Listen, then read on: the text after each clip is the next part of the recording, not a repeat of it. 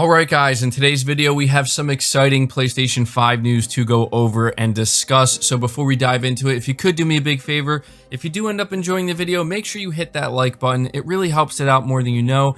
Hit the subscribe button if you're new and haven't already, and hit the bell notification icon as well so you can be notified immediately anytime a new video goes live here on the channel. But the first story that we're going to be diving into is one that I'm incredibly excited for because it seems as though we have the closest thing to confirmation of a Ghost of Tsushima sequel for PS5 that we're going to get until the game is officially and formally announced. This comes in the form of a new job listing that very clearly lets us know this is something to do with the world of Ghost of Tsushima. So, Sucker Punch Productions is reportedly already working on a sequel to Ghost of Tsushima, if a new job opening on the company's website is anything to go by. Now, the job opening is for a narrative writer, and it does not outright confirm that it's Ghost of Tsushima 2 or a sequel to Ghost of Tsushima. Ghost of Tsushima is not mentioned. However, there are a couple of really important things that are mentioned that, in my opinion, are a dead giveaway that this is in fact the PS5 sequel to Ghost of Tsushima that we're all hoping to see in the future. The first says a desire to write stories set in feudal Japan, and the second says knowledge of feudal Japanese history. So yeah, those two things right there, I mean, what else could it be? So if you want to know what the exact job description or narrative writer description says, it says here, Sucker Punch is looking for a narrative writer to join our writing team and help create engaging narrative content for our upcoming projects. Daily tasks will include writing dialogue and text, developing open world stories, and crafting narrative content in collaboration with other designers. Our ideal candidate will have previous success as a game writer, outstanding dialogue skills, and an excellent understanding of how to tell impactful, character-driven stories within a AAA open world game. So even that right there, that description right there, straight up sounds like the only thing that's missing is it's for Ghost of Tsushima 2. They're talking about an open world, narrative-driven game where there's clearly going to be a lot of dialogue. All of these things are exactly what we saw in Ghost of Tsushima. And I feel bad because I haven't been talking about Ghost of Tsushima as much as I thought I would be. And that's mainly due to the fact that the timing of its release also coincides with a lot of really big things happening with the PlayStation 5. But I did complete the game.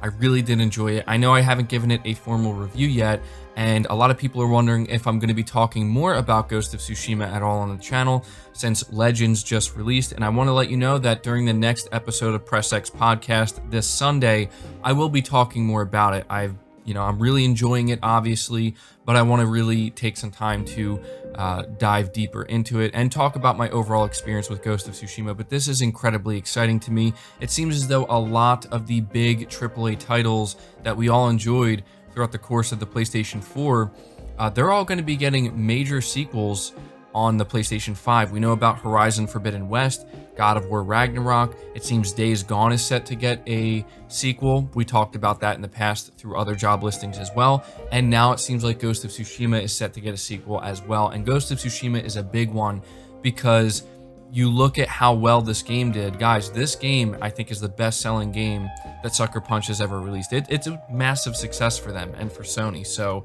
it's not surprising to me that a sequel has immediately been greenlit, and I'm just incredibly excited. I cannot wait to see what this game is going to be like on the PS5. Can you just imagine what Ghost of Tsushima 2 is going to look like on the PS5? Now, one last thing I do want to point out here before moving on.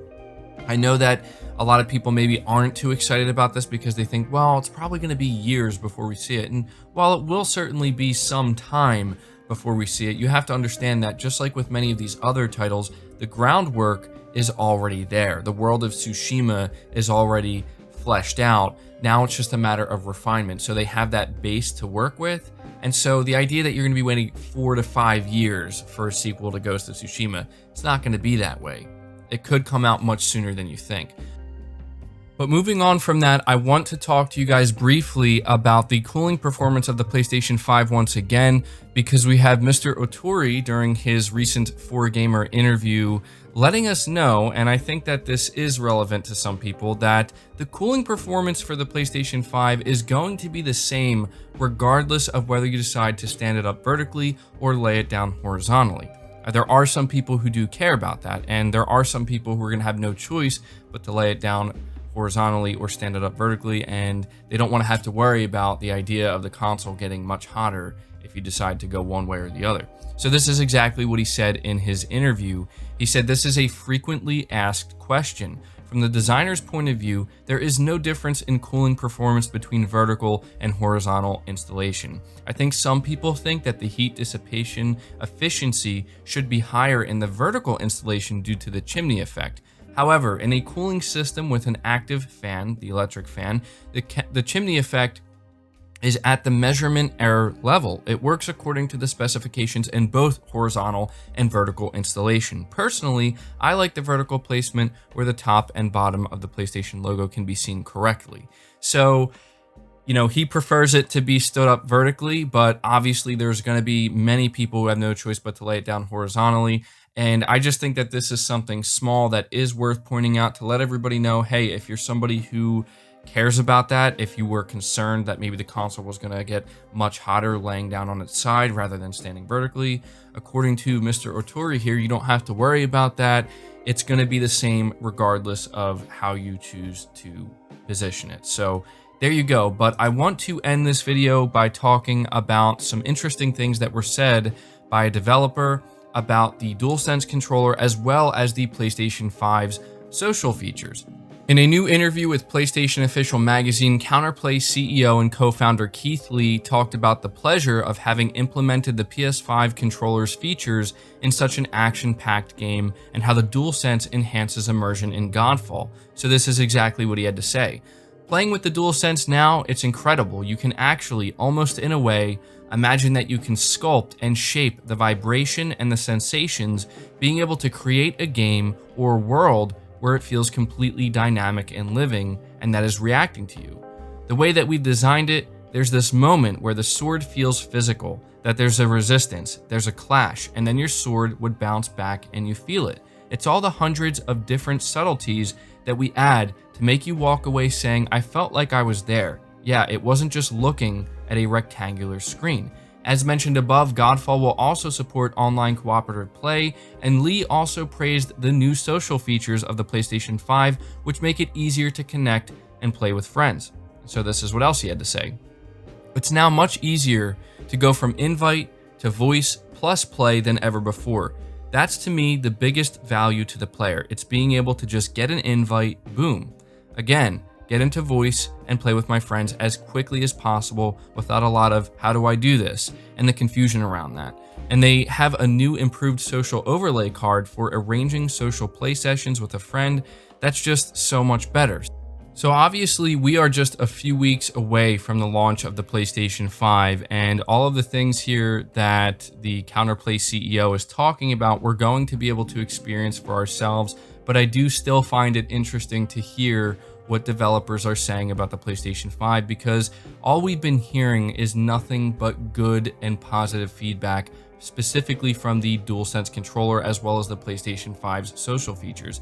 These are things that, in my opinion, are going to work to really kind of separate, as I've said before, the PS4 generation from the PS5 generation, things that just go beyond better visuals, right? Better visuals are always something that we look for, and obviously we're very excited for with the PlayStation 5.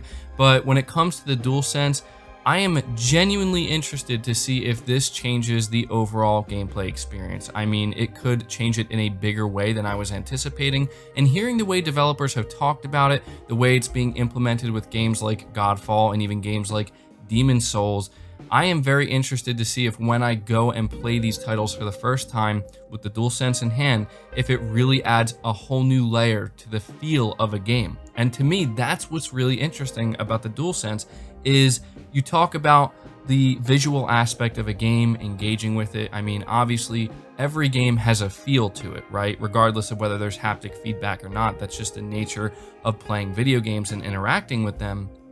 But the idea that there can be a whole new layer kind of added over top of that in a meaningful way too, right? And that's the thing that I think is going to be the important thing to pay attention to. So one of the first games I'm going to boot up on my PS5 is Demon's Souls. I do plan to play Godfall as well, but Demon's Souls is another one that's, you know, kind of implementing features into their game with the DualSense, similar to what Godfall is doing here, and it's going to be interesting to me, guys. I can't wait to see, like, is this really going to be a difference maker? Is it going to change the overall feel of the entire experience? And if it does, then I guess it's safe to say Sony really did their job with the DualSense and the innovation that went into it. So yeah, I also am very excited for the social features as well. It really sounds like what Keith Lee is praising here is just how seamless it is and how simple it is, and that's how it should be, right? So glad to hear that as well. So at this point, I'm going to ask you guys to leave your thoughts down in the comments below. I'll be interested to see what you guys have to say. Once again, leave it a like if you did enjoy it or find it informative.